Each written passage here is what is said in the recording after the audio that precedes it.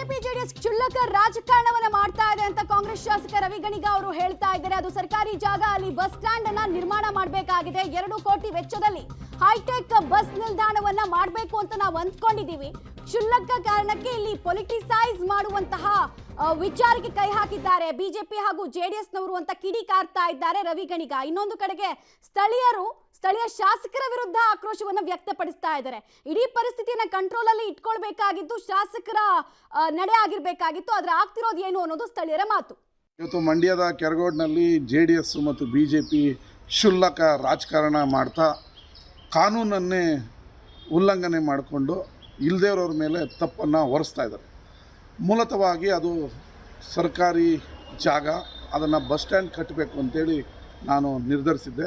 ಕಳೆದ 20 ದಿನಗಳ ಹಿಂದೆ ಆ ಜಾಗಕ್ಕೆ ಹೋಗಿ ನೋಡಿ ಆ ಯುವಕರು, ಜನತಾದಳದ ಯುವಕರು ಬಂದು ಇಲ್ಲೊಂದು ಗಡಗಂಬ ನೆಡ್ತೀವಿ ಅಂತ ಹೇಳಿದ್ರು. ನಾನು ಹೇಳಿದೆ, ಇಲ್ಲಿ 2 ಕೋಟಿ ರೂಪಾಯಲ್ಲಿ ಹೈಟೆಕ್ ಬಸ್ ನಿಲ್ದಾಣನ ಮಾಡೋಣ, ಕೆರಗೋಡು ಜನಕ್ಕೆ ಒಳ್ಳೆಯದಾಗುತ್ತೆ, 70 ವರ್ಷದಿಂದ ಬಸ್ ಸ್ಟ್ಯಾಂಡ್ ಇಲ್ಲ ಅಂತ ಹೇಳಿದೆ.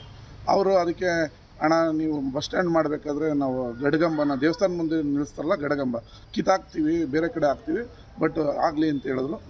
ಆದರೆ ನಾನು ಅವ್ರಿಗೆ ನೇರ ಹೇಳಿದೆ ಇಲ್ಲಿ ಬಸ್ ಸ್ಟ್ಯಾಂಡ್ ಕಟ್ಟೋಣ ಅಂತ. ಆಮೇಲೆ ಸರ್ಕಾರಿ ಗ್ರಾಮ ಪಂಚಾಯತಿಗೆ ಒಂದು ಲೆಟ್ರನ್ನು ಕೊಟ್ಟು ನಾವು ರಾಷ್ಟ್ರಧ್ವಜ ಅಥವಾ ರಾಜ್ಯ ಧ್ವಜ ನೆಡ್ತೀವಿ ಅಂತ ಪರ್ಮಿಷನ್ನ ತೊಗೊಂಡಿದ್ದಾರೆ.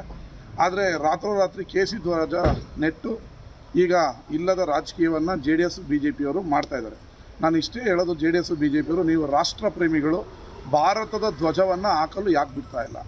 ನೀವು ಖಾಸಗಿ ಜಾಗದಲ್ಲಿ ಭಾಗಧ್ವಜವನ್ನು ಅಥವಾ ಕೇಸರಿ ಧ್ವಜವನ್ನು ನೆಡೋದಿದ್ರೆ ನಾನೇ 2 ಲಕ್ಷ ರೂಪಾಯಿಯನ್ನು ಕೊಡ್ತೀನಿ. ಆದರೆ ಅದು ಸರ್ಕಾರಿ ಜಾಗ, ಇದು ದೇಶಕ್ಕೆ ಒಂದು ಕಾನೂನು, ನಿಮಗೆ ಒಂದು ಕಾನೂನು ಆಗಲ್ಲ. ಈ ಮಧ್ಯೆ DSSನವರು ಅಂಬೇಡ್ಕರ್ ಧ್ವಜ ನೆಡ್ತೀವಿ ಅಂತ ಪರ್ಮಿಷನ್ ಕೇಳಿದ್ದಾರೆ. ನಂತರ ರೈತ ಸಂಘದವರು ನಮ್ಮ ಧ್ವಜ ಹಾಕಬೇಕು ಅಂತ ಕೇಳಿದ್ದಾರೆ. ಕನಕದಾಸ ಯುವ ಸೇನೆಯವರು ನಮ್ಮ ಧ್ವಜ ಹಾಕಬೇಕು ಅಂತ ಕೇಳಿದ್ದಾರೆ.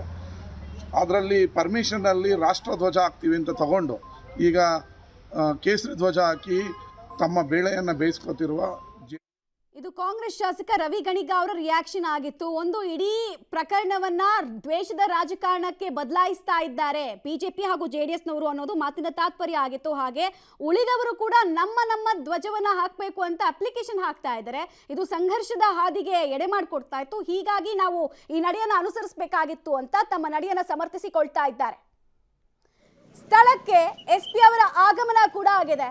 ಜಿಲ್ಲಾ ವರಿಷ್ಠಾಧಿಕಾರಿಗಳ ಆಗಮನ ಆಗಿದೆ, ಪೊಲೀಸ್ ವರಿಷ್ಠಾಧಿಕಾರಿಗಳ ಆಗಮನ ಆಗಿದೆ. ಸ್ಥಳದಲ್ಲಿ ಕಂಟ್ರೋಲ್ಗೆ ತೆಗೆದುಕೊಳ್ಳುವಂತಹ ಪ್ರಯತ್ನವನ್ನ ಪೊಲೀಸ್ ಅಧಿಕಾರಿಗಳು ಈ ಮೂಲಕ ಮಾಡ್ತಾ ಇದ್ದಾರೆ. ಬಟ್ ಸ್ಥಳೀಯರೆಲ್ಲರೂ ಕೂಡ ಸ್ವಯಂ ಪ್ರೇರಿತವಾಗಿ ಬೆಳಗ್ಗಿನಿಂದ ರಸ್ತೆಗಿಳಿದಿದ್ದಾರೆ, ಬೀದಿಗಿಳಿದು ತಮ್ಮ ಆಕ್ರೋಶವನ್ನ ಹೊರಹಾಕ್ತಾ ಇದ್ದಾರೆ.